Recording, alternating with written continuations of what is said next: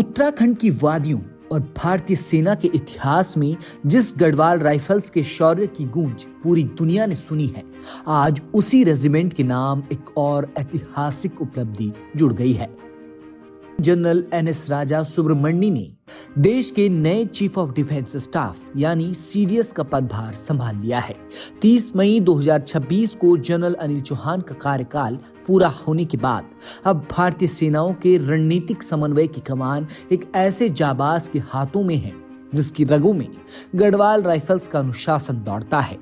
दिलचस्प बात यह है कि देश के अब तक के तीनों सीडीएस का नाता उत्तराखंड से रहा है। जनरल एनएस राजा सुब्रमण्यम का गढ़वाल राइफल्स से नाता बेहद गहरा और पुराना है। यह साल 1985 के दिसंबर का महीना था जब उन्होंने भारतीय सैन्य अकादमी यानी आईएमए से पास आउट होकर देश की सबसे प्रतिष्ठित और वीर रेजिमेंट्स में एक गढ़वाल राइफल्स में कमीशन लिया था। एक युवा सैन्य अधिकारी के रूप में उन्होंने इसी रेजिमेंट की कड़क ट्रेनिंग और भुला कहे जाने वाले जवानों के बीच रहकर नेतृत्व के गुण सीखे।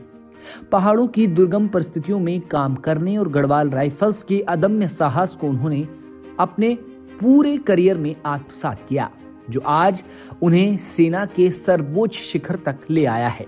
उनका ये सफर सिर्फ जिम्मेदारियों का नहीं बल्कि असाधारण सफलताओं का रहा है।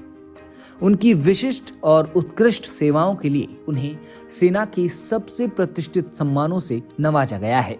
परम विशिष्ट सेवा मेडल, अति विशिष्ट सेवा मेडल, सेना मेडल और विशिष्ट सेवा मेडल, ये चारों पदक उनके सीने पर उनकी वीरता, रणनीति और देश के प्रति समर्पण की गवाही देते हैं।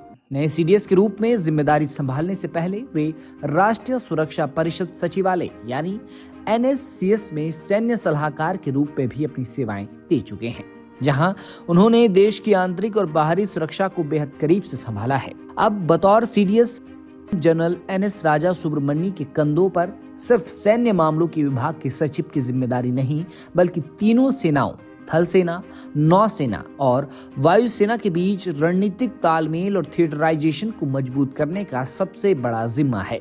उत्तराखंड और गढ़वाल राइफल्स के लिए यह गर्व हमेशा अमर रहेगा कि देश की कमान संभालने वाला ये योद्धा उन्हीं की मिट्टी और उन्हीं की रेजिमेंट का हिस्सा रहा है। Bureau report, हिलमेल।